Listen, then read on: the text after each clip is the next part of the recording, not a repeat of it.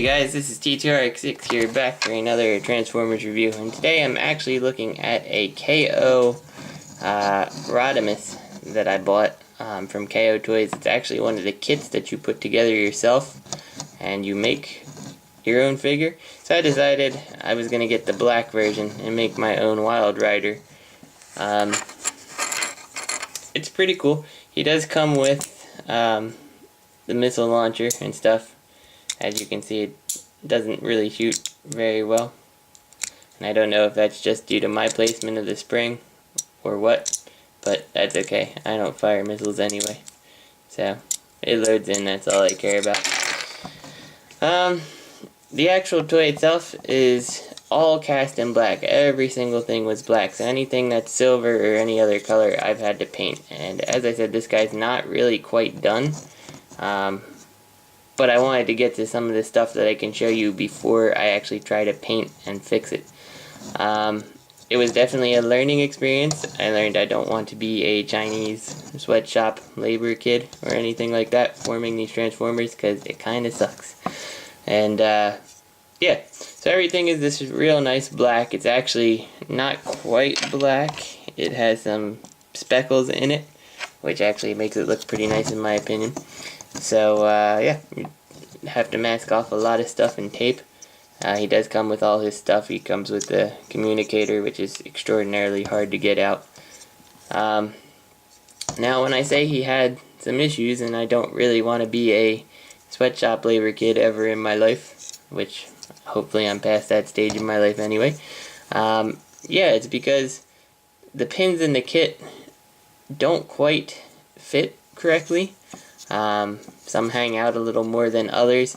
In terms of the side ones, you end up stressing the plastic and it actually breaks in a couple areas, which kind of stinks. That happened with both of these elbow joints. In fact, I had to, this swivel part here, which is connected to a pin, should be more rounded, and you needed a Dremel because it's like squared off, and so that's what actually ended up stressing the plastic, and I didn't notice it.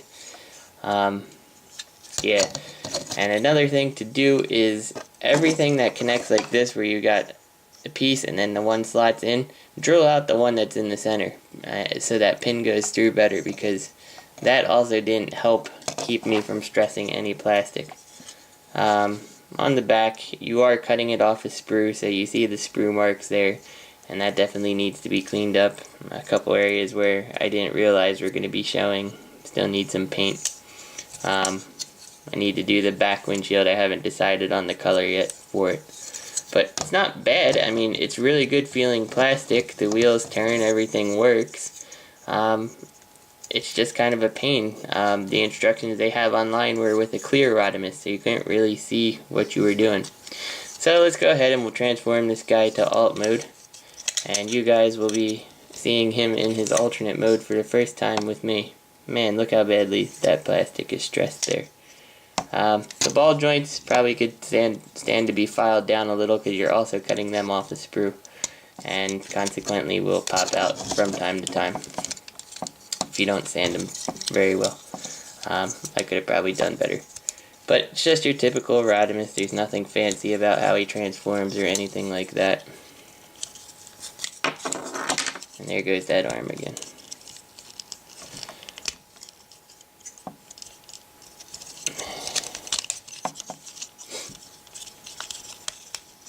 Now, I tried to do the canopy mod on this, and it's worth noting that the pin they give you to go across there is actually too short if you're going to do the canopy mod. So I kind of had to abort that at the last second and ended up just going with a gluing the pin in. I still get the rotation up here, but nothing I can do with the canopy.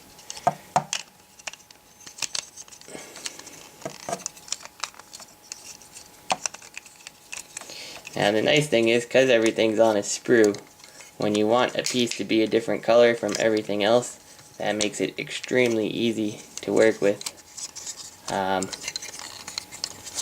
Simply because it already comes pre-disassembled for you. And see, mine would be a little bit less fiddly if I had not tried to do the canopy mod on this guy. And I think if I ever do one of these again, and I kind of want to, because I know how to do it without stressing the plastic and stuff now, I wouldn't try the canopy mod, not on the KO.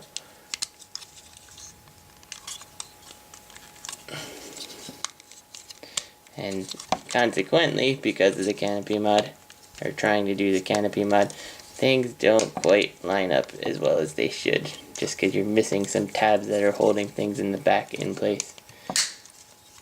And he is Rodimus, so I've never owned a Rodimus that 100% everything lines up perfect. There's always these little strange gaps here on the side and on the top, apparently, because of what I'm doing.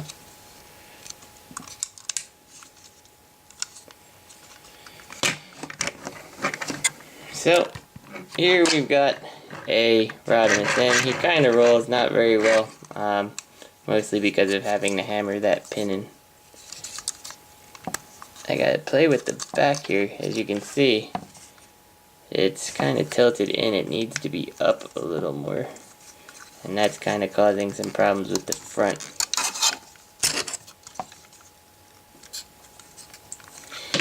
But yeah, I mean, it's a cool looking wildrider if you want to do it as wildrider or a black Rodimus.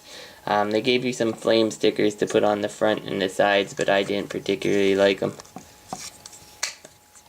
And I'm just having a hard time getting this guy to line up today. But it was a fun little kit to try to put together. It was frustrating. It was a learning experience. I kind of want to do another one, but I don't know if I want to spend the money to do another one.